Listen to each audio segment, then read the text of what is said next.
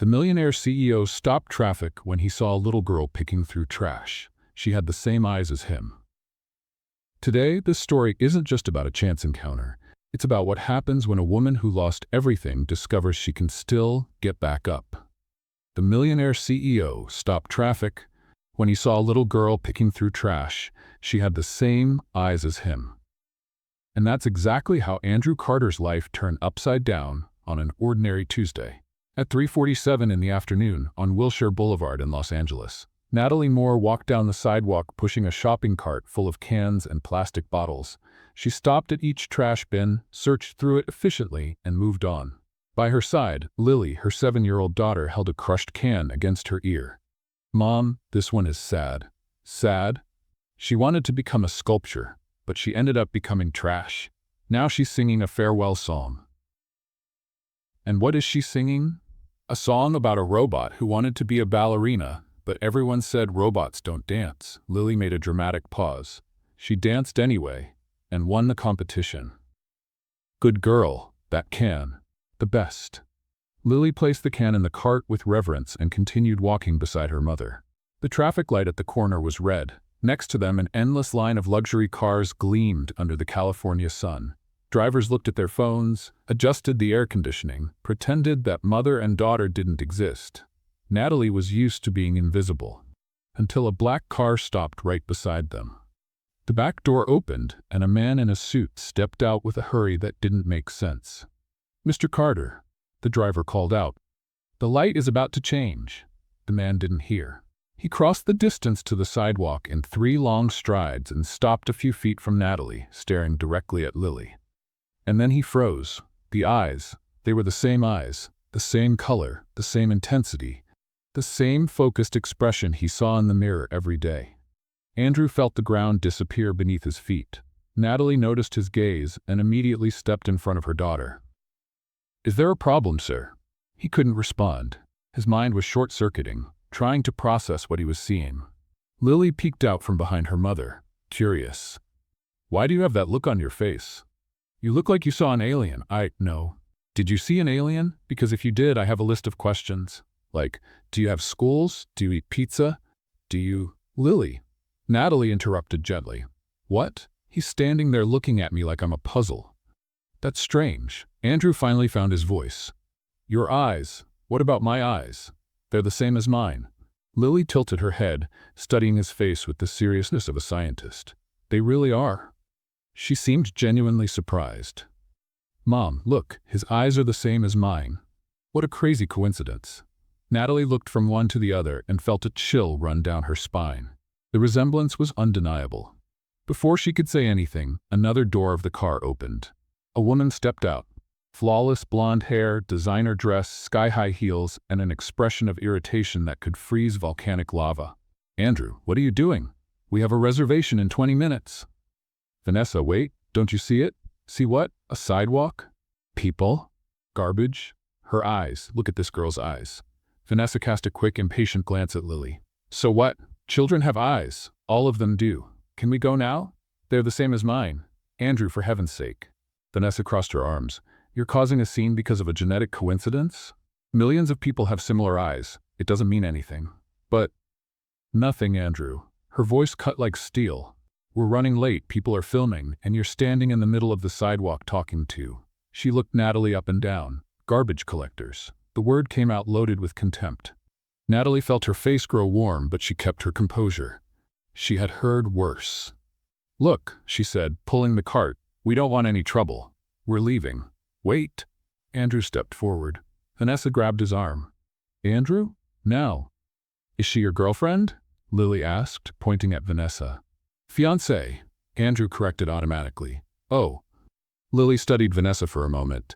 "She looks angry. Did you two have a fight?" Vanessa's eyes widened.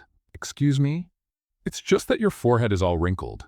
My mom does that when I leave dirty socks on the floor. But she doesn't stay angry for long. Do you stay angry for long?" Natalie almost choked, trying to hold back her laughter. "Lily." "What?" "I'm just making a scientific observation." Vanessa took a deep breath, clearly controlling herself to avoid exploding. Then she opened her purse, pulled out a bill, and extended it toward Natalie. "Here. Now you can go." Natalie looked at the bill, then at Vanessa. No, thank you. Excuse me? I said no, thank you. We didn't ask for anything.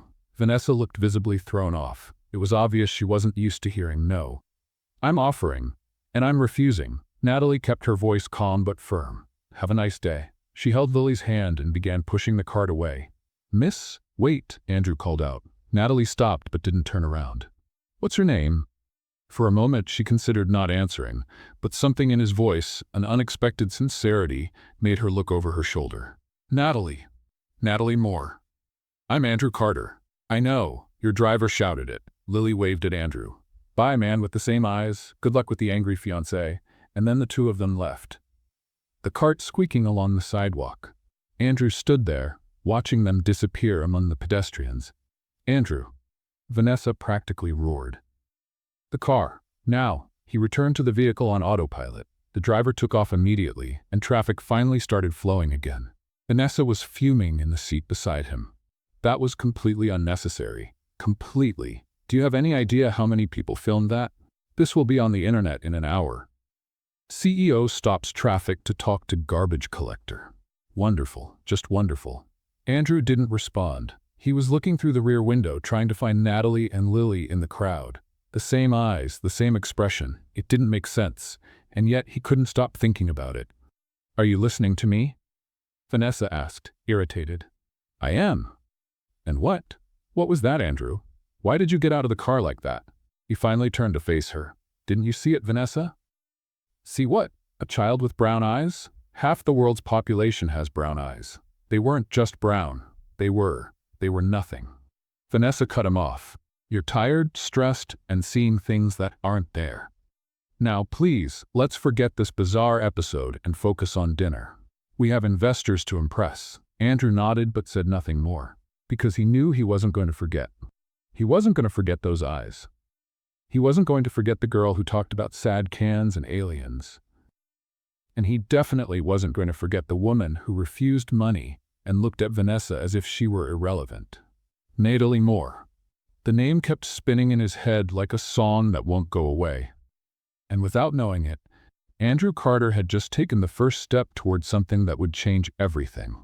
Absolutely everything. A week later, Andrew Carter still couldn't read a report without seeing brown eyes between the charts. It was starting to feel like madness, and maybe it was. On Wednesday, he spent an entire meeting agreeing to numbers he hadn't even heard. On Thursday, he signed a document his assistant had to snatch from his hand because it was upside down. On Friday, he asked the CFO if he believed in genetic coincidences. The CFO requested vacation time the next day. Are you okay? Marcus, his partner and best friend, asked during lunch on Monday. Perfectly fine. You put salt in your coffee. Andrew looked at the cup in his hand. It's an experiment. It's concerning. Marcus, do you believe two people can have exactly the same eyes without any connection? Of course. It's called coincidence. Or, in your case, obsession. What's going on? Andrew told him everything. The traffic, the girl, the identical eyes, the mother who refused money as if it were an insult. Marcus listened in silence. Let me see if I understand. You stopped the car in the middle of Wilshire, got out like a crazy person, scared a child and her mother, got rejected by a woman who collects recyclables, and now you can't stop thinking about it. Summarizing it cruelly, yes. And Vanessa? She's furious. I can imagine. Marcus took a sip of his own coffee without salt. So what are you going to do? Nothing. Sure. Andrew didn't respond, because that same afternoon, he had his driver take a lap around Wilshire Boulevard. Just to check. Just to make sure he wasn't imagining things. And there she was. Natalie Moore, with the same squeaky cart, on the same sidewalk, searching through the same trash bins. Lily was beside her, apparently explaining something very serious to a plastic bottle. Andrew had the car stop. This time, he got out more calmly. He crossed the sidewalk with measured steps, mentally rehearsing what he was going to say. Hi, Natalie looked up and sighed. You again? Yes, me again. Are you lost? Then you're following me? No, I just was passing by. For the third time this week? Andrew blinked. You saw me before? Black car, tinted windows, driver in uniform. It's not exactly subtle. She crossed her arms. What do you want? Man with the same eyes. Lily appeared from behind the cart, smiling. You came back. I did. Why? I, Andrew looked from Lily to Natalie and realized he didn't have a good answer. I wanted to talk. About no, you don't know what you want to talk about? It's complicated. Lily tilted her head. Adults always say that when they don't want to admit they're confused. My mom says complicated is just a fancy word for I don't understand what I'm feeling. Natalie almost smiled. Lily, what? I'm helping. He looks like he needs help. Andrew let out a nervous laugh. She's right. I am confused. About the eyes?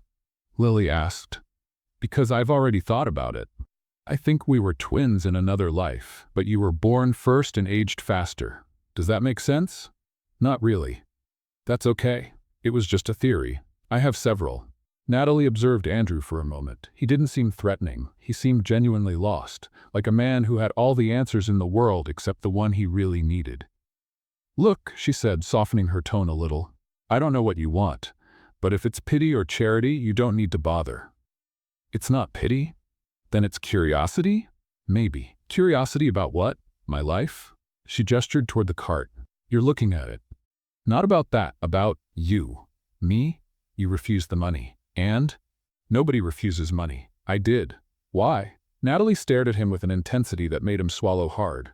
Because I don't need your pity, and I definitely don't need your fiancé's approval. Lily let out a quiet, ooh, clearly impressed. Andrew didn't know how to respond. No woman had spoken to him like that in years. Maybe ever. He began. Listen, Natalie interrupted. I don't know who you are. Andrew Carter, CEO of Carter Enterprises. Congratulations, that means nothing to me. Lily tugged on her mother's sleeve. Mom, I think he's trying to be nice. In a weird and clumsy way, but nice. Natalie looked at her daughter. You think so? Uh-huh. He has the face of a lost dog, like Rex from the neighbor at the shelter. You know, the one who sits by the window waiting for someone to play with him? Andrew frowned. I look like a dog. A rich dog. But yes, Natalie finally let out a laugh. It was a short sound, almost against her will, but genuine. Andrew felt something shift in his chest. Look, he said, I know this is strange. I know it doesn't make sense, but I can't stop thinking about that day. Her eyes, the crazy coincidence of all this. Coincidences happen. This big? Why not? Because... He stopped. I don't know. Lily shrugged. Maybe the universe is trying to say something, like when you find a penny on the ground and your mom says it's good luck. Only instead of a penny, it's me. Andrew looked at her, absolutely charmed by the absurd logic. You're a very strange child. Thank you. I practice. Across the street, inside a parked car, Vanessa watched the scene through the tinted glass. Her jaw was clenched. Her fingers gripped the steering wheel hard enough to leave marks. She had followed Andrew, just to make sure. Just to prove she was being paranoid. And now there he was, talking to that woman, laughing with that child, looking lighter than she had seen him in months. Vanessa took out her phone and made a call. I need a favor. Her voice was pure ice. I need you to find out everything about a woman named Natalie Moore. Back on the sidewalk, Andrew finally said goodbye. Can I come back? He asked, and the vulnerability in his voice was almost comical. Natalie rolled her eyes. You're going to come back anyway, aren't you? Probably. Then why are you asking? Politeness? Lily burst out laughing. I like him, Mom. He's funny without trying. Natalie shook her head, but there was a hint of a smile at the corner of her lips. Go away, Andrew Carter, before your fiancé sends the police after you. He returned to the car with a weight lifted from his shoulders. He didn't know what he was doing. He didn't know why it mattered so much. He only knew that for the first time in years, he felt like he was in the right place. That night, at home, Vanessa was waiting for him in the living room. Where were you? At the office? That's a lie. Andrew stopped midway to the bedroom. Vanessa. I saw you, Andrew. Her voice was controlled, but her eyes burned. I saw you talking to her, laughing with her. It was nothing. It didn't look like nothing. You're imagining things. Vanessa took a step forward.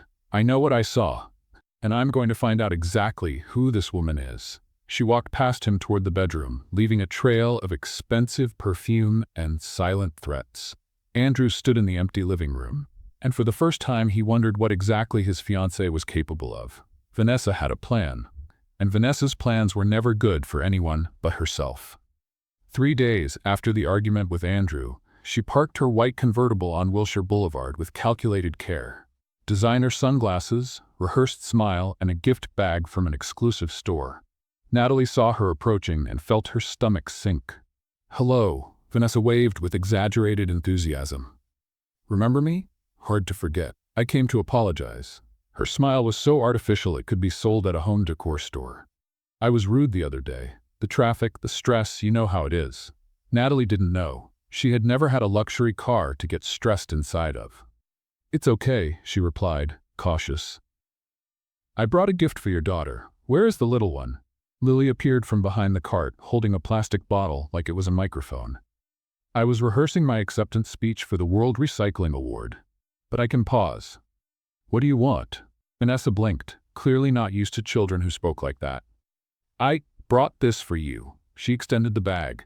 Lily looked inside and wrinkled her nose. "It's a doll. A very special doll. Limited edition." "Does it do anything?" That's it." Lily seemed genuinely disappointed. "My bottle here at least makes noise when you blow into it." "Want to see?" She blew into the bottle, producing a sound that resembled a sick seal. "See? Talent." Natalie hid her smile. Vanessa maintained her composure, but her eyes betrayed irritation. "How adorable." She approached Lily, leaning in as if to admire her hair. "You have such beautiful hair. May I touch it?" Before Natalie could respond, Vanessa had already run her hand through Lily's hair. The movement was quick, almost imperceptible, but when she stepped back, her fingers closed discreetly around something. Lily frowned and brought her hand to her head. "Ow! What happened?" Natalie approached immediately.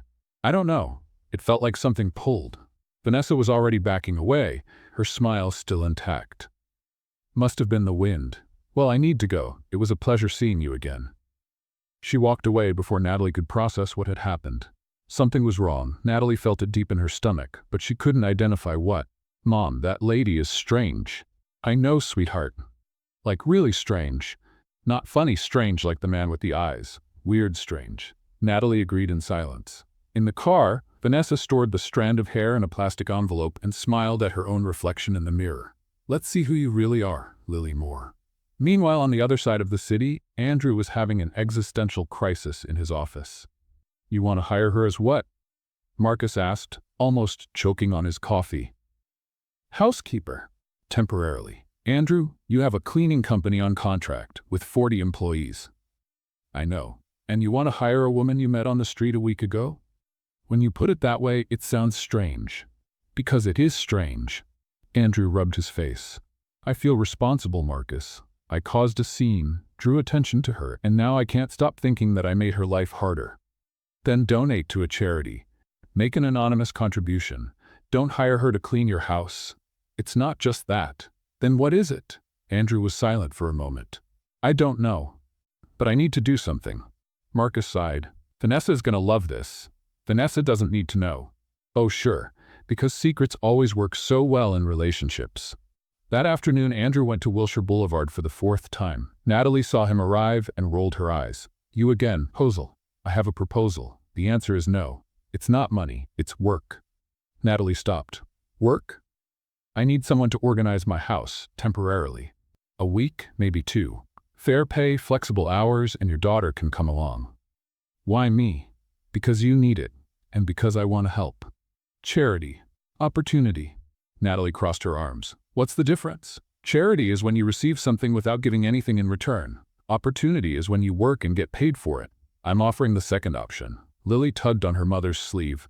"Mom, he's trying to be nice again. In a weird way, but nice." Natalie looked at her daughter, looked at the cart full of cans, looked at the sun that was already starting to set. She thought about the shelter where they slept, the cold nights, the uncertain meals. "1 week," she said finally, "and if I don't like it, I'm leaving." "Fair enough." The next day, Natalie and Lily entered Andrew's mansion for the first time. Lily stopped in the entrance hall, mouth open. "Mom, this house has more bathrooms than the entire shelter." "It's true." I counted. 3 just on the first floor. "Why does anyone need 3 bathrooms?" Andrew, who was accompanying them, scratched the back of his neck. "That's a good question, actually." "You don't know?" "I never thought about it." Lily shook her head, clearly judging. "Rich people are weird." Natalie observed everything with a different look. She wasn't impressed by the luxury. She was analyzing. the flow of circulation, the organization of spaces, the efficiency of the layout. "Your pantry is poorly positioned," she said suddenly. Andrew blinked. "What?" "The pantry. It's too far from the kitchen. You waste time in movement, and the recyclable waste is mixed with organic waste. That's a logistical waste." Andrew looked at Marcus, who had come to supervise and was now holding back laughter. "She's criticizing your house," Marcus whispered. "I know. You hired her 5 minutes ago." "I know." Natalie continued walking, pointing out problems. "These cleaning products are stored incorrectly. And why do you have 4 different types of dish soap?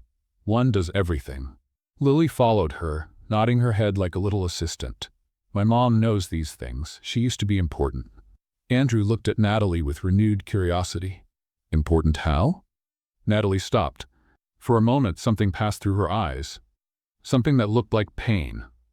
"That doesn't matter anymore." She went back to work, closing the subject. Andrew didn't push, but the question kept hammering in his head. Who was Natalie Moore before all this?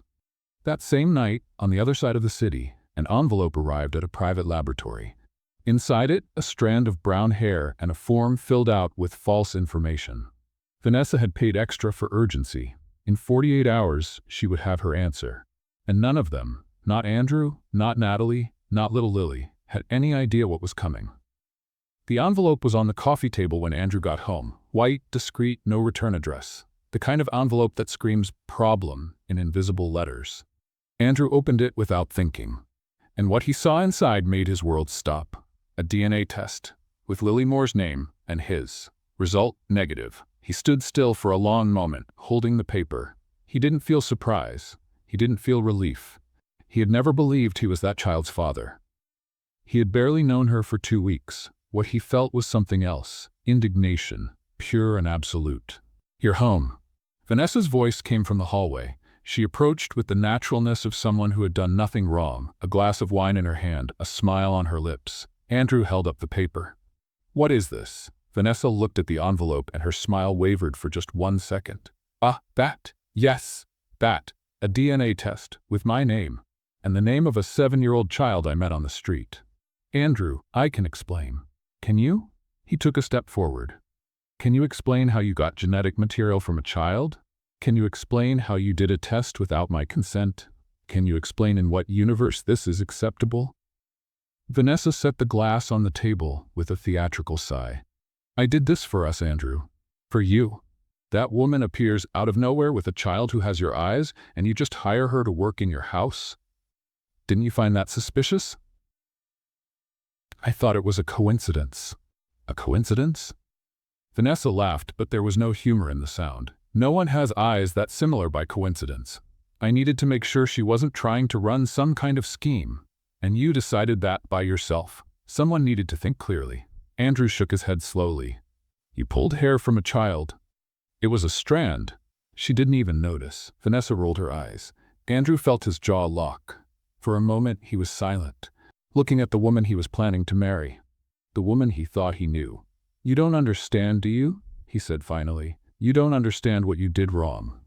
I protected you. You invaded the privacy of a child. You collected genetic material without authorization. You did a test with my name without my consent. In what world is that protection?" Vanessa crossed her arms. "In the real world, Andrew. In a world where people like that woman show up with sad stories and convenient children to extort rich men. She refused money, twice. A tactic. She's cleaning my house for a fair salary. Strategy." Andrew let out a bitter laugh. "You really believe that, don't you? That everyone has a hidden agenda, that no one does anything without wanting something in return. Because that's the truth." "No." He placed the paper on the table. "That's your truth, and I don't want any part of it anymore." Vanessa blinked. "What are you saying?" "I'm saying it's over, Vanessa. The engagement, us, everything." For a moment she was completely still. Then her expression changed. The artificial smile disappeared, replaced by something cold and calculated. "You're breaking up with me because of a garbage collector? I'm breaking up with you because you crossed a line that shouldn't exist, because you did something that embarrasses me, and because I'm finally seeing who you really are." "And who am I, Andrew?" "Someone I don't recognize." Vanessa picked up the wine glass again, taking a long sip. "You're going to regret this."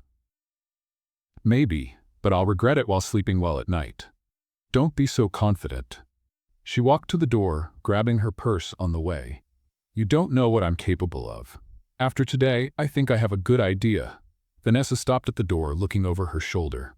That woman is going to destroy you, and when that happens, I'll be watching. She left, slamming the door behind her.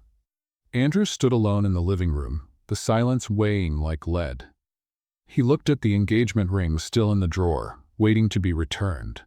He looked at the photos of the two of them on the shelf, fake smiles in expensive frames. How had he gotten here? How had he accepted someone who didn't share any of his values? The sound of light footsteps interrupted his thoughts. Mr. Andrew? He turned. Natalie was standing at the entrance to the living room, a cleaning cloth in her hand, looking at him cautiously. Is everything okay? I heard raised voices. It is. He forced a smile. An argument. With your fiancé? Ex-fiancé, actually. Natalie raised her eyebrows but didn't comment. Sorry, I didn't mean to interrupt. Lily wanted to know if she can use the balcony to count the clouds. Apparently she has a classification system. Andrew felt the weight in his chest lighten a little. Classification system? She divides them into categories. Clouds that look like animals, clouds that look like food, and clouds that look like God's typos. Her words, not mine. Despite everything, Andrew laughed. She can use the balcony. I'll let her know. She'll be happy. Natalie hesitated at the door. Are you sure you're okay? I will be. She nodded and disappeared down the hallway. Andrew looked back at the envelope on the table, at the test that should never have existed, at the proof of a gesture that had destroyed a relationship. But as he heard Lily's voice coming from the balcony, commenting about a cloud that looked like a lost Mexican taco, he realized something strange. He didn't feel sad. He felt free. And that was scarier than anything Vanessa could do. On the balcony, Lily was looking at the sky with the concentration of a scientist. Mom, that one over there looks like Mr. Andrew when he's confused. All messy and without a defined shape. Natalie, who had just joined her, held back her laughter. Don't say that in front of him. Why? It's a compliment. Clouds are cool. Inside the house, Andrew heard the two of them laughing and felt something he hadn't felt in a long time. Peace. But he didn't know that, a few miles away, Vanessa was already making calls, and that the promised consequences were just beginning. The temporary one-week job turned into 2, then 3, and at some point that no one could pinpoint, Natalie and Lily simply stayed. The staff quarters at the back of the property, which had been empty for years, now had life. It had Lily's drawings taped to the wall. It had the smell of the cheap shampoo Natalie used. It had laughter in the morning and whispered stories at night. Andrew noticed the change gradually. First it was the silence. The mansion, which had always seemed too big and too empty, now had sounds. Light footsteps in the hallway.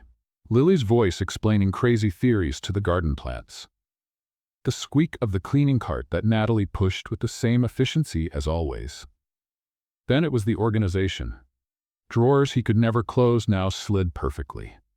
The pantry, once a chaos of expired products and impulse purchases, looked like a supermarket stockroom. Even the office, which Andrew swore was impossible to organize, was spotless. And Natalie did all of this quietly, without asking for recognition, without expecting praise. Andrew started paying attention. Not in an obvious way. He would walk down the hallway and slow his pace when she was working. He would have coffee in the kitchen at times. He knew she would be there. He would ask simple questions just to hear the answers. Why are you separating the trash into 4 categories? He asked one Wednesday morning. Because 3 isn't enough and 5 is too many. Natalie didn't even look up. Organic, dry recyclable, wet recyclable, and non-recyclable waste. How do you know all this? Experience. Experience from what? Natalie finally looked at him. From life. And she went back to what she was doing. End of conversation. Andrew was used to people who talked too much. Executives who filled meetings with empty words. Investors who gave speeches about nothing.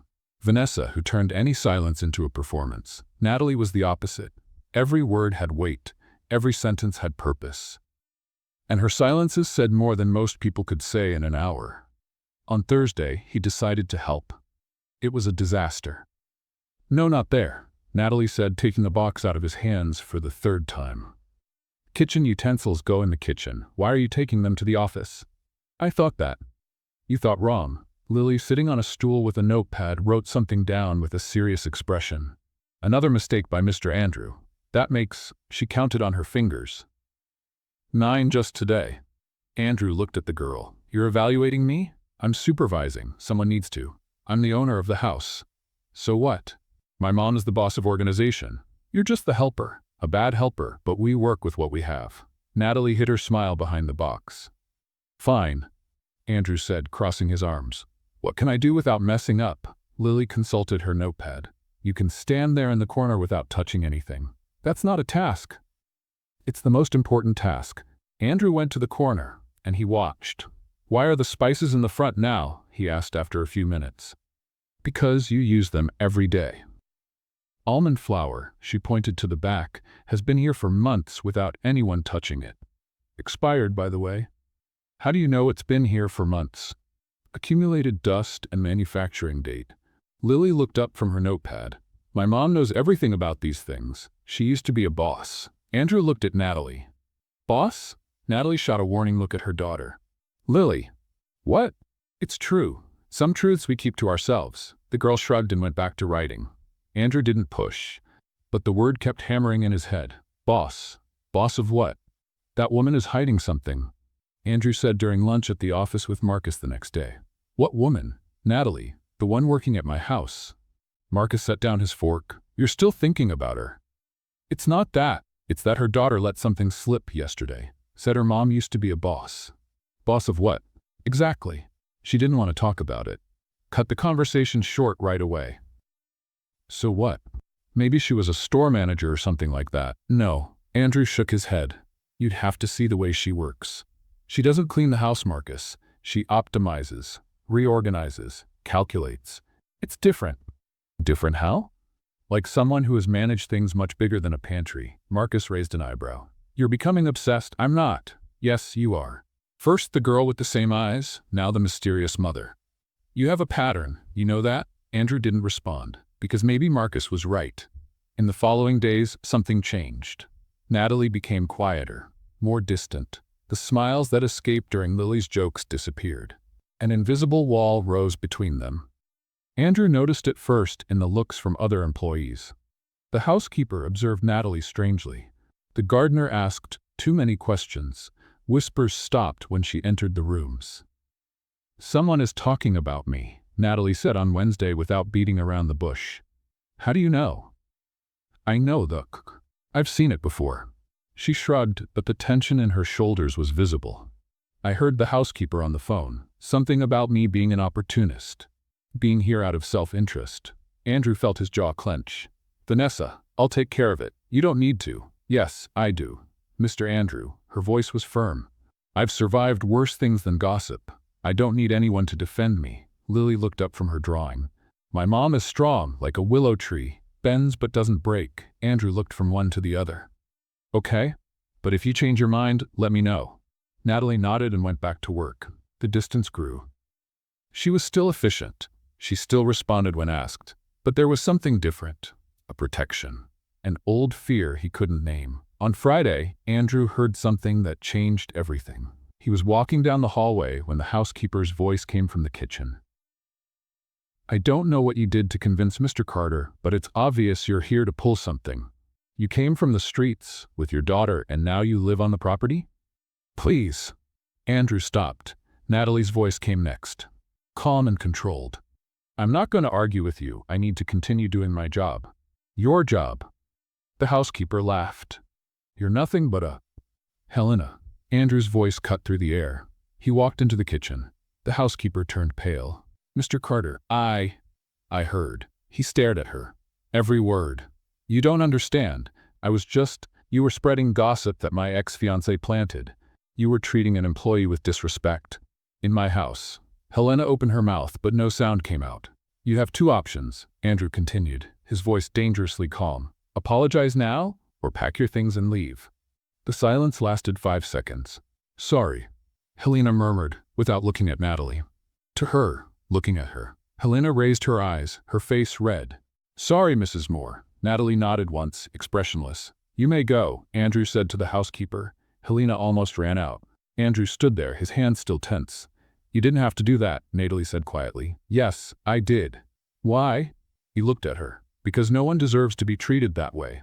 Something passed through Natalie's eyes, something he couldn't identify. "Thank you," she said finally. It was the first time she had thanked him for anything. Andrew nodded and left the kitchen, his heart beating faster than it should. That night, alone in his office, he opened his computer and started searching for the name Natalie Moore. Los Angeles. After a while, he found something that made his heart stop. The photo on the website was from 5 years ago, but there was no doubt. It was Natalie. In a suit, at a corporate sustainability conference. Andrew stared at the screen for so long that the computer went into sleep mode twice. The headline said, "Operations Manager of Eco-Urban Solutions leads recycling project that transforms waste management in 3 states." He clicked on another link, then another, and another. Natalie Moore wasn't just a former boss. She had been one of the most respected professionals in the urban environmental management sector. On the West Coast, she coordinated teams of more than 200 people. She closed contracts with city halls and state governments. She appeared on panels alongside environmental secretaries and multinational executives. And then, 3 years ago, everything simply stopped. The last article mentioning her name was about the abrupt closure of Eco-Urban Solutions during the global crisis that paralyzed the world between 2020 and 2022. After that, nothing. As if Natalie Moore had ceased to exist. Andrew closed the computer and stared at the ceiling. How does someone fall so far? The next morning, he found Natalie in the kitchen, organizing the cabinets with the same precision as always. "I need to talk to you," he said. Natalie stopped but didn't turn around. "About what?" "About Eco-Urban Solutions." The silence that followed was so thick that Andrew could almost touch it. Natalie turned slowly. Her eyes were cautious but not surprised. "You searched my name?" "I did." "And you found it?" "I did." She let out a long sigh and leaned against the counter. "What exactly do you want to know?" "Everything." "Everything is a big word. I have time." Lily chose that moment to walk into the kitchen, dragging a blanket like it was a royal cape. "Good morning, subjects. The queen of breakfast has arrived." She stopped when she saw the two of them staring at each other. "Why do you have those looks on your faces? Did someone eat the last cookie?" "Because if it was Mr. Andrew, I'm going to be very disappointed." "It wasn't the cookie," Natalie said gently. "Mr. Andrew found out that Mommy had another job before." Lily blinked. "Oh, that?" She shrugged. "Everybody knows you were an important boss, Mom. You still talk on the phone like a boss, like this." She deepened her voice and struck an authoritative pose. "This is unacceptable. I want a solution by tomorrow." "Very scary." Andrew almost laughed. Natalie shook her head. "Lily, go have your breakfast. But I want to hear the story." "It's not a story for children. All stories are for children if you tell them the right way." "Lily, okay. I'm going, but I want a summary later, with the main points and maybe a chart." She left, dragging the blanket, leaving a trail of royal dignity down the hallway. Andrew waited until her footsteps faded. "She's incredible. She's impossible." But Natalie was smiling. "Sit down, this is going to take a while." They sat at the kitchen table. Natalie was silent for a moment, as if deciding where to begin. "Eco-Urban was my life for almost 10 years, she said finally. "I started as an assistant. I left as operations manager. I coordinated projects in 3 states. I negotiated contracts worth millions. I made decisions that affected entire cities. I saw the articles. Then you saw the pretty version, the conference and awards version." She paused. "The real version is different." "How?" "When the global crisis hit, the company couldn't survive. At least that's what they said. One day I was leading a meeting with the governor. The next day I received an email saying the company had shut down operations. No warning, no explanation, no severance." Andrew frowned. "That's illegal." "It is. But suing a company that no longer exists is complicated, especially when you find out your husband emptied the joint account and disappeared the same week." "Wait. What?" Natalie gave a bitter smile. "Perfect timing, right? I lost my job on Monday. Found out my husband had run off with our money on Wednesday. On Friday, I got the eviction notice because the rent was 3 months behind. He had stopped paying without telling me." Andrew couldn't find words. "And Lily?" "She was 4 years old." She didn't understand why we were moving, then moving again and again. Natalie looked at her own hands. I tried everything, sent resumes, did interviews, but the world had stopped. Nobody was hiring. And when things started to get back to normal, I had been out of the job market too long. My name became irrelevant. But you were qualified. Qualifications don't pay rent when nobody responds to your emails. She shrugged. After 2 years of trying, I stopped sending resumes. I needed to survive. Collecting recyclables at least paid money the same day. Andrew was silent, processing. Natalie looked up. I don't want your pity. I know. I'm not telling you this so you can save me. I know. Then why are you looking at me like that? Andrew thought for a moment. Because I'm trying to understand how someone who did everything right can lose everything like that. No safety net, no support, no justice. Natalie shrugged. That's real life. There's no script, but there should be. There should be. But there isn't. Lily reappeared at the door, still with the blanket. I know you told me to go away, but I heard a few things and I have comments. Lily. Natalie sighed. First, my dad is a fool. We already knew that. Second, my mom's company was run by very foolish people because they let go of their smartest employee. Third, my mom is still really good at what she does. She organizes this house better than anyone. Mr. Andrew should promote her. Andrew looked at Natalie, then at Lily. Is she wrong? About which part? Any of it, Natalie thought. No, she's right about everything. I'm always right, Lily said with conviction. It's a gift and also a responsibility. Now can I have my cookie? You can. Lily marched to the cabinet, grabbed a cookie, and left with the dignity of a queen who had just resolved a diplomatic crisis. Andrew shook his head. Where did she come from? From me. Apparently she inherited the part that doesn't take insults. Apparently. They were silent for a moment. What are you going to do with this information? Natalie asked. I don't know yet. Honest. I try to be. Natalie nodded and got up to go back to work. Natalie, Andrew called. She stopped. Eco-urban. The closure was very sudden, very convenient for some people. What do you mean? Companies don't disappear like that overnight. Someone benefited from it. Natalie was silent for a long moment. I had my suspicions, but I could never prove anything. What if I could? She looked at him with an expression he couldn't decipher. Why would you do that? Because some things shouldn't go unanswered. Natalie didn't respond. She just nodded once and left the kitchen. Andrew sat alone, looking at the empty table. Something didn't make sense in that story. The timing was too perfect. The complete disappearance.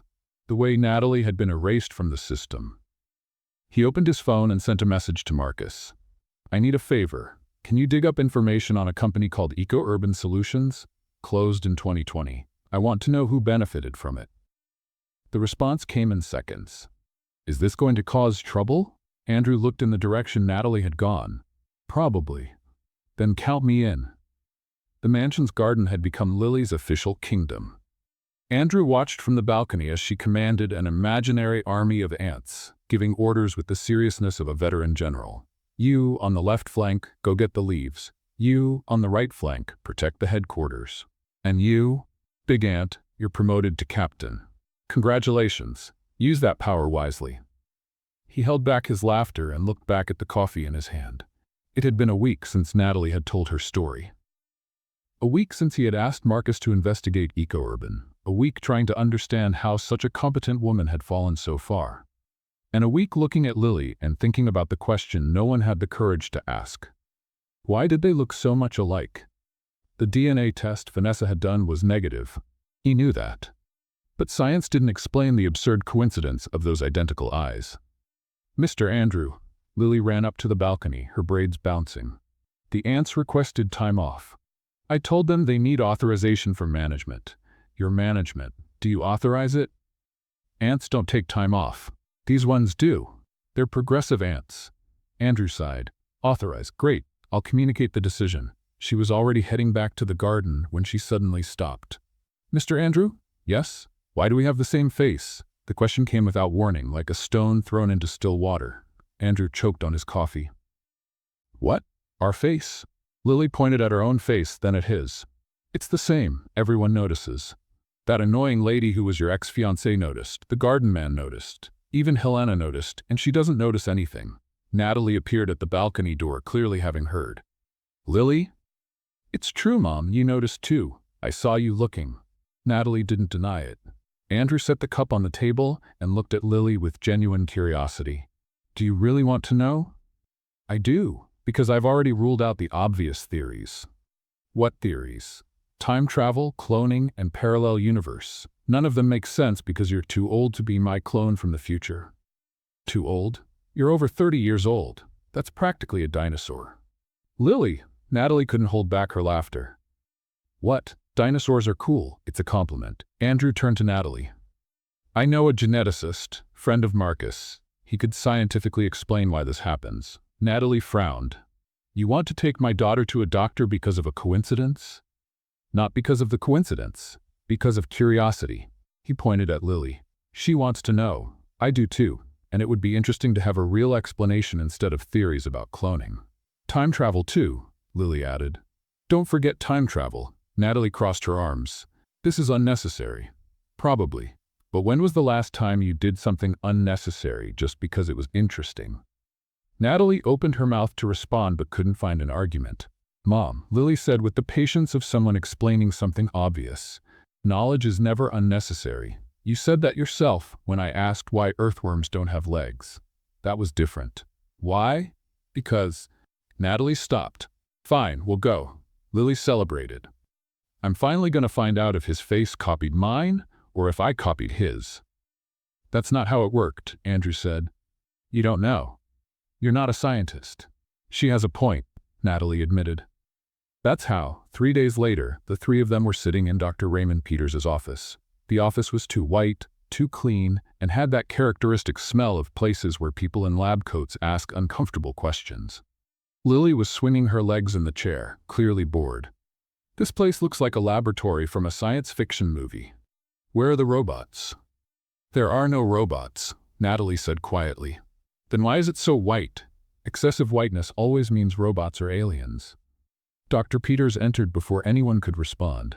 He was a man in his 60s, with thick glasses and an expression that suggested he had heard enough strange questions not to be surprised by anything anymore. So, he said, sitting down and opening a folder, you want to understand the facial similarity. Without being cloning, Lily added. I already ruled that out. Dr. Peters looked at her over his glasses. I'm glad. That will make my explanation easier. He placed 2 photos side by side, one of Andrew, one of Lily. What you have is something called convergent facial phenotype. It's rare, but it happens. Certain genetic combinations can produce similar facial features in unrelated people. In plain English? Lily requested. You have the same recipe for a face, but different ingredients. Oh, like when you make chocolate cake with different cocoa, but it looks similar? Dr. Peters smiled. Exactly like that. So we're not related? No. The tests confirm it. You don't share genetic material. The resemblance is statistical, unlikely but possible. Lily was silent for a moment. So the face chose wrong, what Andrew asked. The face saw you and thought, I'm going to copy that one. But it copied the wrong person. It should have copied a princess or an astronaut. Andrew looked at Natalie. Did she just insult me again? Technically, she insulted genetics.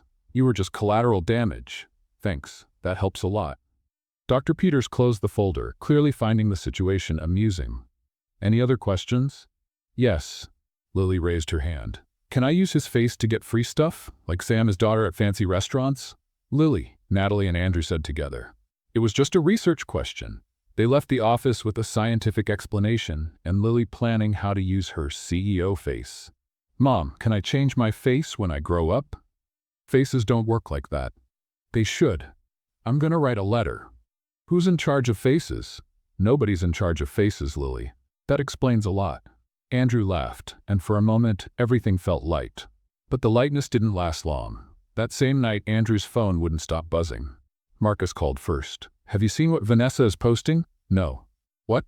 She's saying you forged emotional proximity with a vulnerable child to manipulate public opinion. She's calling Natalie a con artist. Andrew felt his jaw clench. She can't do that. She already did, and it's gaining traction. Andrew hung up and went to find Natalie. She was in the staff quarters, helping Lily fall asleep. Natalie, we need to talk. She saw his expression and understood. Lily, stay here. I'll be right back. In the hallway, Andrew showed her his phone. The posts, the comments, the accusations. Natalie read in silence. She's calling me a con artist. She's lying. Does that matter? For anyone reading, the lie has already become truth. I'm going to sue her. And give her more attention? That's what she wants. Andrew ran his hand through his hair. Then what do we do? Natalie was silent.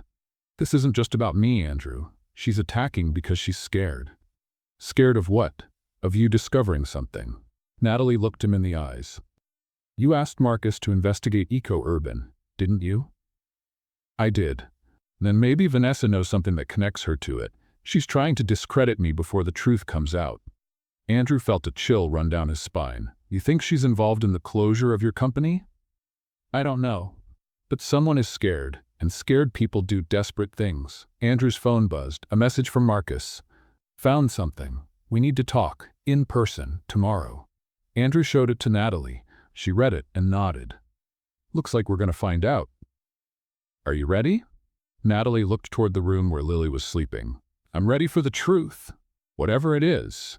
The mystery of the eyes was solved, but another much bigger one was just beginning. The folder Marcus placed on the table had the weight of a sentence. Andrew looked at the scattered documents and felt his stomach sink.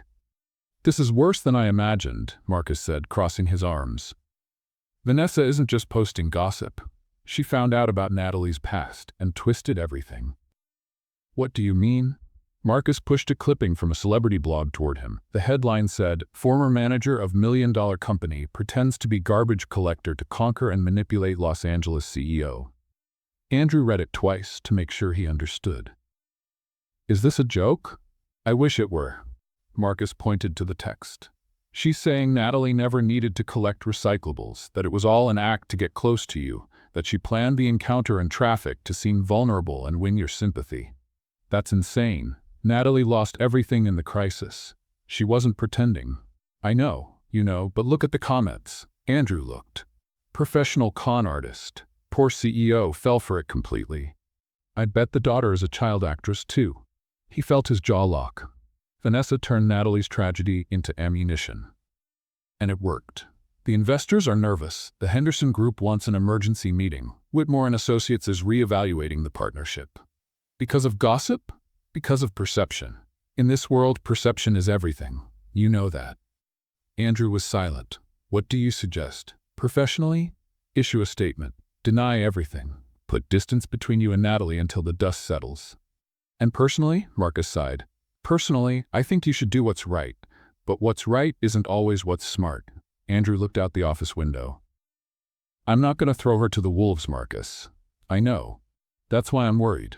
That afternoon, Andrew tried to call Natalie 3 times. She didn't answer any of them. When he got home at the end of the day, the mansion was silent. It wasn't the normal silence of a big house. It was a different kind. The kind that weighs. Natalie? He called. Nothing. Lily? Silence. Andrew went to the staff quarters at the back of the property. The door was open. The room was empty. Lily's drawings were no longer on the wall. The cheap shampoo was no longer in the bathroom. The few clothes they had were no longer in the closet. There was only one thing on the bed, a note. Andrew picked up the paper with hands that trembled slightly. Andrew, I saw the headlines. Now everyone thinks I planned all of this, that I pretended to be poor to deceive you. I won't be able to prove otherwise, and you don't deserve to have your reputation destroyed because of me. Thank you for everything.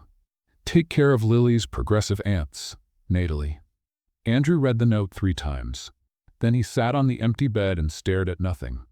For the first time in a long while, he didn't know what to do. Money couldn't fix this. Power couldn't fix this. Connections couldn't fix this. Natalie had left because she thought it was the right thing to do, and he had no way to argue against her logic. But logic didn't explain the emptiness he felt in his chest. The next morning, Andrew went to Marcus's office. I need to find her. Natalie? Yes. She said not to look for her. I know what she said. Marcus looked at him for a moment. You know this could make things worse, right? If the media finds out you're going after her. I don't care. Andrew, I don't care. Marcus. His voice was firm. I spent my whole life doing what was smart, what was strategic, what protected the company and the image. And where did that get me? An engagement with a woman who steals hair from children, and a life so empty that progressive ants were the most interesting thing that happened to me in years. Marcus blinked. Progressive ants? Don't ask. All right, Andrew took a deep breath. I'm gonna find Natalie, not as a CEO, not as someone who can solve problems with money, just as me, and I'm going to tell her the truth. What truth? That I care, and that she doesn't need to run. Marcus sighed. Leave it to me, I'll find her. 3 hours later, Marcus called. Found her. They're at a temporary shelter in downtown Los Angeles. I'll send you the address. Andrew was already grabbing his car keys before Marcus finished the sentence. The shelter was a small, gray building with that tired look of places that have seen too much hardship. He walked in. A woman in her 50s looked him up and down from behind a counter. Can I help you? I'm looking for Natalie Moore and her daughter Lily. We don't give out information about residents, I understand, but it's important. It always is. Andrew hesitated. Please, I just want to talk to her. The woman studied him for a moment. You're the rich guy, aren't you? The one from the con artist scandal? Andrew felt a pang in his chest. She's not a con artist. She's a woman who lost everything and is trying to survive. The scandal is a lie. Something in his expression must have convinced the woman, because she sighed. They're in the cafeteria. Lunch goes until 2. Thank you. Andrew found Natalie sitting at a corner table, an untouched plate of food in front of her. Lily was beside her, drawing on a napkin. He approached slowly. Lily saw him first. Mr. Andrew. She waved as if he were an old friend. You found us. My mom said you wouldn't look for us, but I said you would. Adults run when they're scared, but you don't seem like the type who runs. Natalie looked up. Andrew, what are you doing here? You didn't answer my calls. On purpose. I know. That's why I came in person. I asked you not to look for me. I know. But I'm not very good at following instructions. Lily nodded. That's true. I gave him 12 mistakes in a single day. Natalie couldn't completely hide her smile. You shouldn't be here. Probably not. This could make everything worse. Probably will. Then why did you come? Andrew sat in the chair across from her. Because that headline is a lie. And you know it. You didn't fake anything. You survived. There's a huge difference. But nobody believes that. I believe it. And I'm going to prove it. Natalie shook her head. Andrew, I can't let you destroy your career because of me. It's not for your sake, it's for mine. He leaned forward. I spent years building something that means nothing. Money, power, status. And when Vanessa showed who she really was, I realized I had nothing real. Nothing worth fighting for. And now? Now I do. Lily raised her hand. I have a question. Go ahead, Lily. If you two sort out this drama, can we go back to the mansion? Because the mattress here makes noise when I move, and I move a lot. And the ants back there need leadership. Andrew looked at Natalie. What do you say? She hesitated. I say we need a plan. I have a plan. What is it? Truth, Andrew said simply. We expose what Vanessa did, what she's hiding, and what really happened with Eco-Urban. That's risky.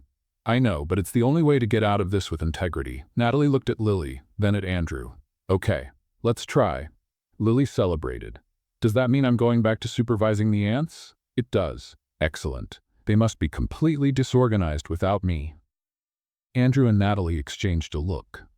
For the first time in days, there was hope, but none of them imagined what Marcus had discovered about Eco-Urban, and the name that appeared on all the documents. The drive back to the mansion was quiet, but not uncomfortable. Lily was asleep in the back seat, hugging the napkin with the drawing she had made at the shelter. Natalie looked out the window, lost in thoughts that Andrew didn't dare interrupt. When they arrived, she stopped at the door of the staff quarters and stared at the empty space. I took down Lily's drawings in such a hurry that I crumpled some of them, she said quietly. She was sad. We'll buy more paper. It's not about the paper. Andrew knew it wasn't. The next morning, he found Natalie in the kitchen before dawn. She was holding a coffee mug like it was an anchor. Did you sleep? He asked. Not much. Me neither. He sat in the chair across from her. Natalie, I need to apologize to you. She looked up. For what? For not protecting you. I knew Vanessa was capable of bad things, but I didn't imagine she would go this far. I should have foreseen it. Should have done something sooner. You're not responsible for her actions.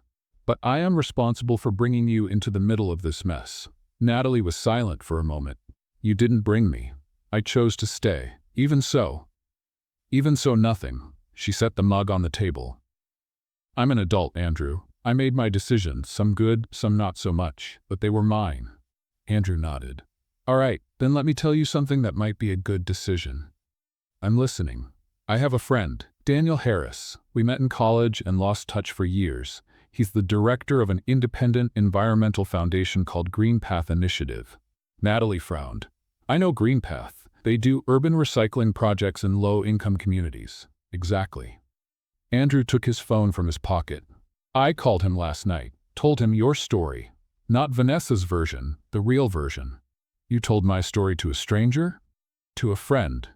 And he didn't think you were a con artist. He thought you were exactly the kind of person he was looking for. Natalie crossed her arms. Looking for to do what? Green Path is launching a pilot urban recycling project in 3 neighborhoods in Los Angeles.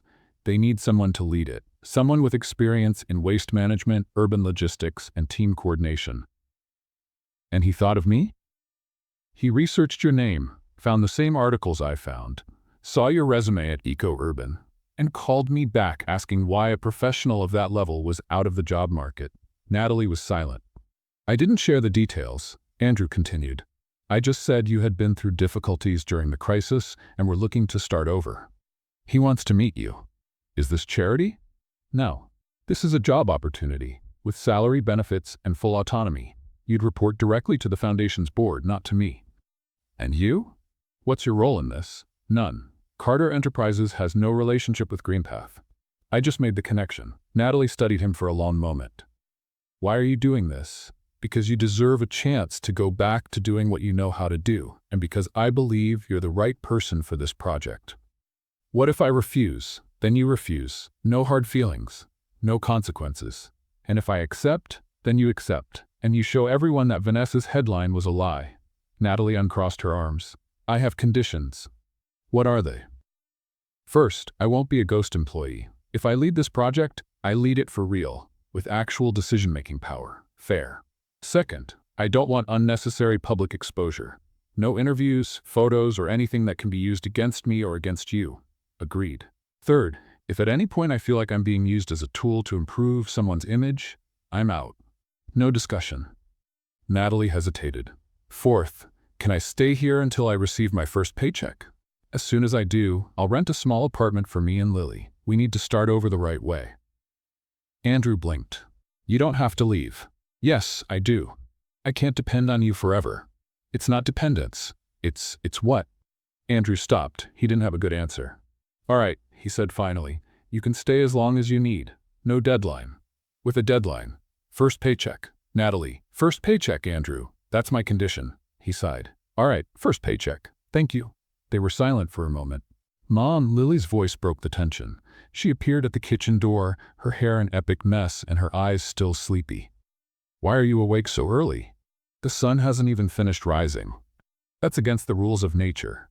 We were talking, Natalie said. About what? Mr. Andrew got me a job opportunity. Lily's eyes widened. A real job? With a desk and a computer and people calling you ma'am? More or less. Mom, Lily jumped and hugged Natalie. You're going to be in charge again. I knew it.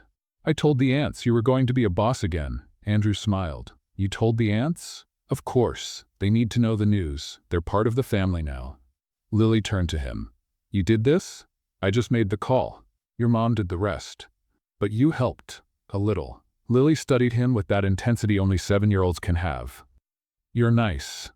For a dinosaur. Thank you, I think. It's a compliment. Dinosaurs ruled the earth for millions of years. That's impressive. When you put it that way, it sounds better. I always put things the right way. It's a talent. Natalie shook her head. Lily, go brush your teeth. But I just woke up. Exactly. Teeth first. Lily sighed dramatically. Fine. But when I come back, I want details about this job. Like, are you going to have an office? With a plant? Because important bosses always have plants. I saw it in movies. Go brush your teeth, Lily. I'm going. She marched down the hallway, mumbling something about the importance of plants in corporate environments. The silence that remained was lighter now. She's a force of nature, Andrew said. She's my reason to keep going. Natalie looked at the door through which Lily had left. Everything I do is for her. I know. This job, it's the chance to give her a better life. A stable life. You're going to make it. You seem very confident, because I've seen you work, seen how you think, seen how you solve problems. Andrew leaned forward. Natalie, you're not a person who needs rescuing. You just needed an open door. She was silent for a moment. Nobody has ever said that to me before. Then it was time someone did. Natalie almost smiled. You're annoyingly optimistic, you know that? I've been told that before. By whom? Lily. She said I have cartoon character energy. Natalie finally laughed. She's not wrong. Andrew felt something warm in his chest. It wasn't romance. It was something simpler and rarer. Respect. The meeting with Daniel is Thursday, he said. Do you want me to come with you? No. I'm going alone. Are you sure? I am. If I'm going to lead this project, I need to start by showing I don't need a babysitter. Fair. Natalie stood up and extended her hand. Thank you, Andrew, truly. He shook her hand. Good luck. Not that you need it. She smiled and left the kitchen. Andrew sat alone looking at the empty chair. His phone buzzed in his pocket. A message from Marcus. Found the connection between Eco-Urban and Vanessa. You won't believe it. Call when you can. Andrew felt his stomach freeze. What else was that woman hiding? Marcus's message wouldn't leave Andrew's mind. Found the connection between Eco-Urban and Vanessa. You won't believe it. He called before even finishing his coffee. Talk, Andrew said as soon as Marcus answered. Good morning to you too, Marcus. Okay. Marcus took a deep breath. Vanessa's father, Richard Bennett, was an investor in Eco-Urban. Andrew felt his stomach sink. What? He was part of a group of shareholders who bought stock just before the collapse. They sold assets for a fraction of their value, made millions while the company was shutting down. That's fraud. Coordinated fraud. And there's more. Vanessa was copied on several internal emails. She knew everything. Andrew was silent, processing. She knew who Natalie was, he said slowly. From day one. Probably. And when you brought Natalie close, she panicked. She did the DNA test because she really thought you might be involved in this somehow. That maybe the girl was your daughter, and it was all part of some plan to expose her family. That doesn't make any sense. I know, she's completely crazy. But in her paranoid mind, everything connected. And when the test came back negative, she changed strategies. She leaked the story to the media to destroy Natalie before Natalie could destroy her. Andrew rubbed his face. What do we do now? I've already separated all the documents. Your lawyer can deliver them to the authorities tomorrow, if you want. I want. Then it's done. Vanessa and her father will have to answer for everything. Andrew hung up and stared at the wall. Finally, justice. Meanwhile, on the other side of the city, Natalie was living a completely different reality. The Green Path project was taking off. In 2 weeks, she had transformed 3 Los Angeles neighborhoods into models of urban recycling. The numbers were impressive. Collection increased by 70%, community participation tripled, and a waiting list of other neighborhoods wanting to participate. Mom, you're on the internet again, Lily announced that night in the small staff quarters of Andrew's mansion. Look here. Innovative recycling project transforms communities in Los Angeles. Where did you get that tablet? Mr. Andrew lent it to me for scientific research. News about me isn't scientific research. You're a mammal. Mammals are part of nature, therefore, valid research. Natalie sighed. Your logic scares me sometimes. Thank you. It's a gift. A knock on the door interrupted the conversation. Andrew appeared, looking strangely nervous. May I come in? Of course. He entered and stood in the middle of the small room, clearly not knowing where to put his hands. I came to make an invitation. An invitation? The new cook made too much dinner. For one person, I mean. And I thought, have you two eaten? Lily raised her hand. I'm hungry, and Mr. Andrews' food is usually a disaster, so a cook is a significant improvement. Lily, Natalie scolded. What? I'm being honest. Remember the scared pasta? Andrew frowned. Scared pasta? One time I saw him trying to cook through the window. The noodles looked like they knew what was going to happen to them. Natalie hid her laughter. Lily saw you cooking once and was traumatized. I wasn't traumatized. I was concerned. For the noodles. Andrew seemed genuinely offended. My pasta wasn't that bad. Yes, it was, but it's okay. We forgive you. Lily jumped off the bed. So, are we having dinner? Natalie looked at Andrew. Are you sure? We don't want to intrude. You're not intruding. You never were. All right, we accept. Dinner was at the too large table in the dining room. The cook, a lady named Rosa, had prepared roasted chicken with potatoes and salad. Simple food, but made with care. Lily sat as if she were taking possession of a throne. This is a lot of space. We could have a camp out here, with tents and everything. No tents in the dining room, Natalie said. You always veto my best ideas. Dinner flowed with a naturalness that surprised all of them. Lily talked about school. Natalie spoke about the project. Andrew listened more than he talked, but his eyes were smiling. At some point, Lily stopped eating and looked from Andrew to her mother. What is it? Natalie asked. Nothing. It's just that this feels like a real family dinner. She shrugged. I've never had this before. The silence that followed was heavy. Andrew cleared his throat. You can have it whenever you want. Both of you can. Lily studied him with that intensity only children have. Mr. Andrew? Yes. Remember when the doctor said we have the same eyes by coincidence? That phenody? Convergent facial phenotype. Natalie completed. That. Lily played with her fork. Sometimes I think it would be nice if it wasn't just a coincidence. Andrew blinked. What do you mean? Like, it would be nice if you were my real dad. The air seemed to leave the room. Natalie opened her mouth to speak, but couldn't find words. Andrew swallowed hard. His eyes were suspiciously bright. Lily, he began, his voice hoarse.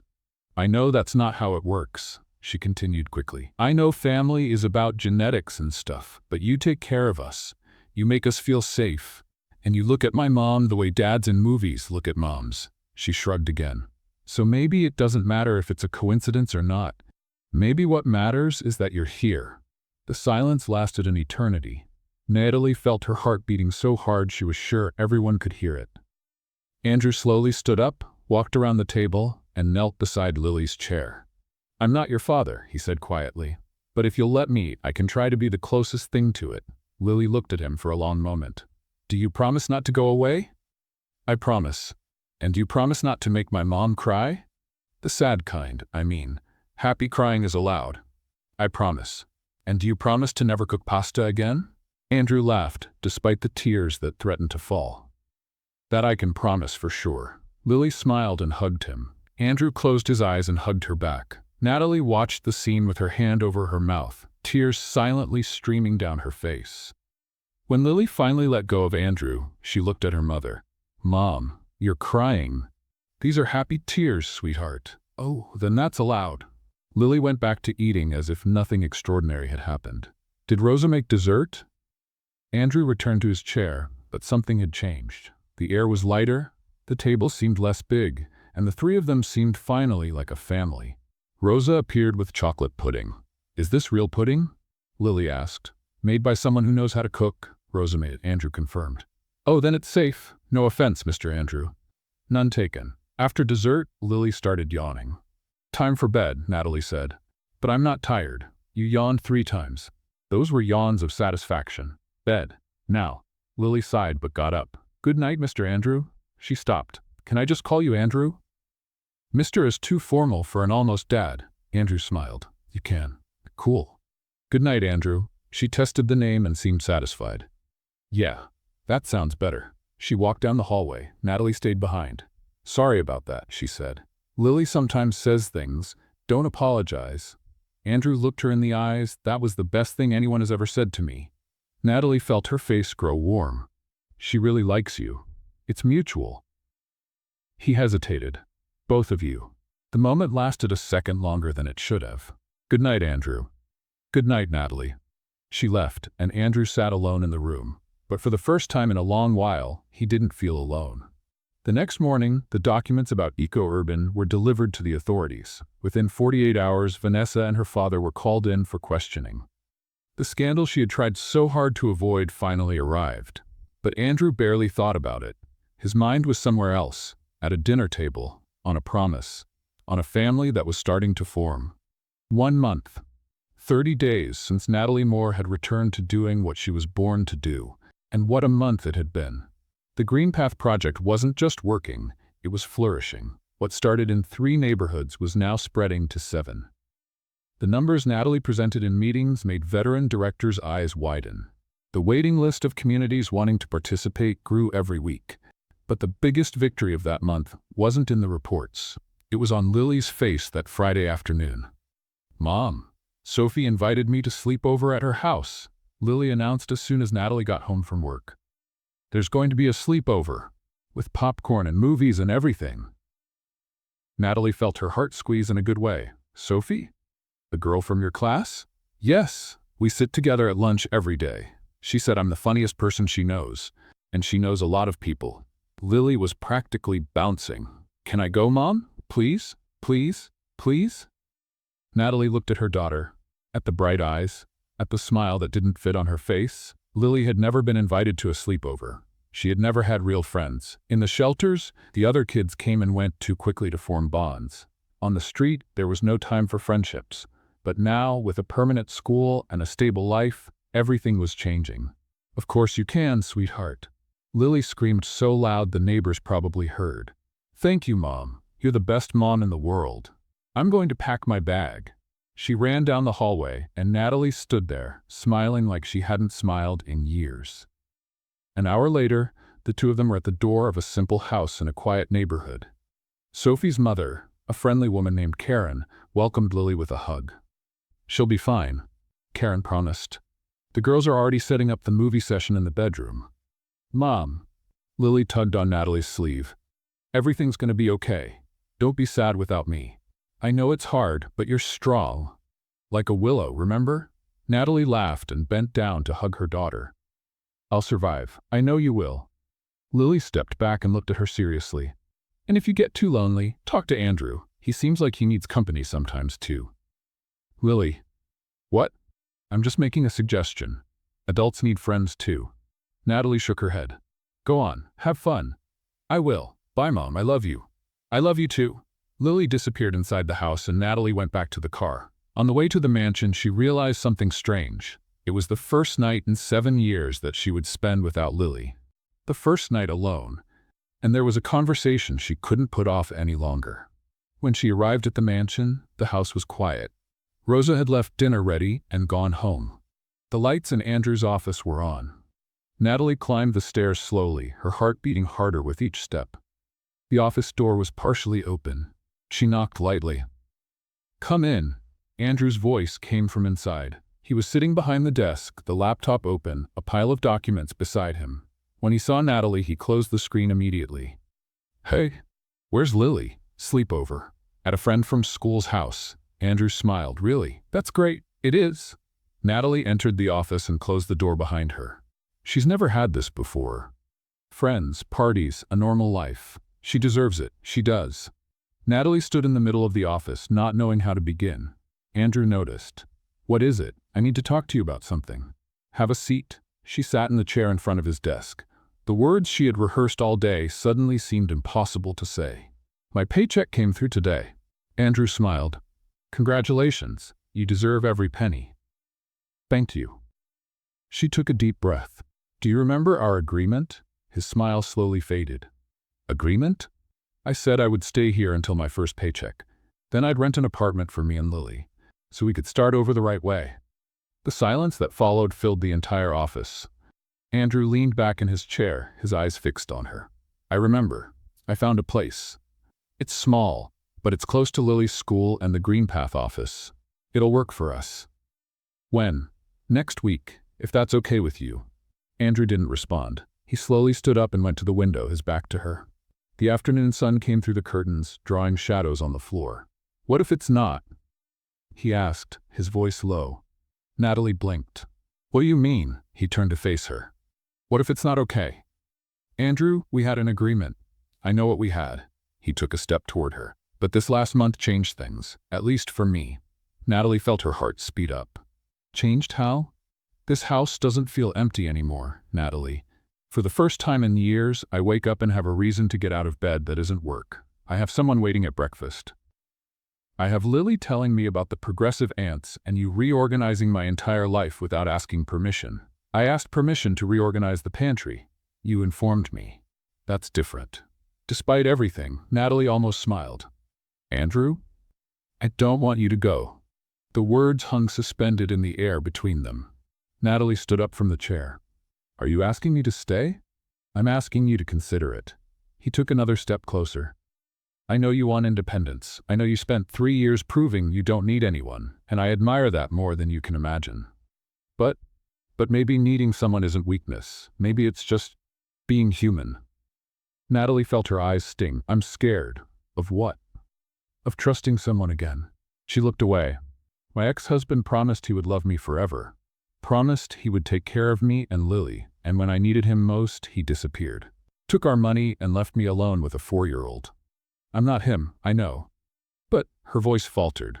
I built so many walls, Andrew. So many. It was the only way to survive. Andrew moved closer until he was just inches from her. I'm not asking you to tear down the walls. I'm just asking you to open a door. A small one, to see if I deserve to come in. Natalie raised her eyes to him. Why do you care so much? You really don't know? No. Andrew touched her face with his fingertips. A gentle touch, almost hesitant. Because I fell in love with you, Natalie Moore. The world stopped. Andrew, I don't know when it happened. Maybe that first day, when you refused Vanessa's money and looked at me as if I were completely irrelevant. Maybe when you reorganized my pantry in an hour and explained the difference between organic and recyclable waste as if I were a child. Maybe on the nights when we had dinner together and I realized I had never been so happy. I'm a mess, Natalie whispered. My life is a mess. I like messes. He held her face with both hands. I liked you. You barely know me. I know enough. I know you're strong. I know you're smart. I know you would do anything for your daughter. And I know that when you truly smile, it's the most beautiful thing I've ever seen. Natalie felt a tear escape. I don't know how to do this. Relationships, trust. I forgot how it works. Then we'll learn together. What if it goes wrong? What if it goes right? She had no answer for that. Andrew wiped the tear from her face with his thumb. Stay, he said quietly. Not because you need to. Not because you don't have another option. Stay because you want to. Because maybe, just maybe, we can build something beautiful together. Natalie looked into his eyes. She saw fear. She saw hope. She saw truth. And for the first time in 3 years, she allowed herself to want something just for herself. Okay, she whispered. I'll stay. The smile that lit up Andrew's face was worth every second of fear. And then he kissed her. It was soft at first, gentle, like a question waiting for an answer. Natalie answered. Her hands found their way to his chest, feeling his racing heart under his shirt. His hands moved down to her waist, pulling her closer. The kiss deepened. Years of loneliness, of fear, of carefully built walls all crumbled in seconds. When they finally separated, both were breathless. I've been waiting a long time to do that, Andrew said against her lips. How long? Since the day you told me my pantry was a logistical disaster. Natalie laughed, a real laugh she didn't recognize. That was weeks ago. I know it was torture. He kissed her again and again and again. At some point, they left the office. At some point, they crossed the hallway. At some point, Andrew's bedroom door closed behind them. And that night, for the first time in many years, Natalie wasn't alone. The golden morning light came through the curtains when Natalie opened her eyes. She was lying in Andrew's bed, his arm around her waist, his breath soft against her hair. For a moment, she waited for the panic to arrive. It didn't come. Good morning, Andrew murmured, his voice hoarse with sleep. Good morning? Are you regretting it? No. She turned to face him. Are you? Not at all. He smiled, his eyes still sleepy. Actually, I'm wondering if this is real or if I'm still asleep. It's real. Good, because if it were a dream, I'd be very disappointed when I woke up. Natalie laughed softly. What time is it? Early. Do you have to pick up Lily at 10? Yes. Then we have time. Time for what? Andrew pulled her closer to make breakfast together. You know your coffee is terrible, right? That's why I said together. You can supervise. Someone needs to. They stayed there for another moment, intertwined, enjoying the silence. What do we tell Lily? Natalie asked. The truth. That we like each other, that you're staying, that we're going to try to be a family. She's going to ask embarrassing questions. I know. A lot of them. I can handle it. Natalie looked him in the eyes. Are you sure about this? About us? It's a lot of responsibility. A woman with a 7-year-old daughter who thinks ants have a union. I'm sure. Andrew kissed her forehead. And as for the ants, I've already been promoted to assistant manager of the union. I can't abandon the position now. Natalie shook her head, smiling. You're impossible, but you like me anyway. Unfortunately, yes. He kissed her again, a soft kiss full of promise. Come on, he said afterward. Let's make breakfast. And probably burn something. You're going to burn it. I'm going to save it. Deal. They got up, and Andrew held her hand as they went down to the kitchen. And Natalie realized that finally, after 3 years lost in the dark, she had found her way back home. Breakfast was an adorable disaster. Andrew burned the toast. Natalie saved the eggs at the last second, and the two of them laughed more than anyone should laugh at 8 in the morning on a Saturday. At 9:30, Andrew grabbed the car keys. Shall we pick up Lily? Natalie smiled. You want to come? I want to be there. I want her to know this is serious. The drive to Sophie's house was peaceful. Andrew drove with one hand on the wheel and the other holding Natalie's hand. When they parked, Lily was already at the window. Her eyes widened when she saw the two of them together in the car. She came running out. You came together? We did, Natalie said. Lily looked from one to the other, then at their intertwined hands, and then her face lit up. I knew it. The scream was so loud it probably woke up the entire neighborhood. She threw herself into Andrew's arms with such force she almost knocked him down. This is the best day of my life. I asked the universe for this every day, every night before bed. Natalie felt her eyes sting. Lily, it worked, Mom. The universe heard me. Lily let go of Andrew and hugged her mother. Now, we're a real family, like in the movies, only better. Because it's real. Andrew looked at Natalie over the girl's head. It's real, he confirmed. 6 months later, the Green Path Project had become a national reference. What started in 3 neighborhoods in Los Angeles was now spreading to 12 cities in California. Tons of waste diverted from landfills. Thousands of jobs created. A model being copied across the entire country. Vanessa and her father had been convicted. Financial fraud. Market manipulation. That chapter was closed. That Saturday afternoon, the community of the first neighborhood was inaugurating a community park. What was once an abandoned lot, full of weeds and debris, now flourished.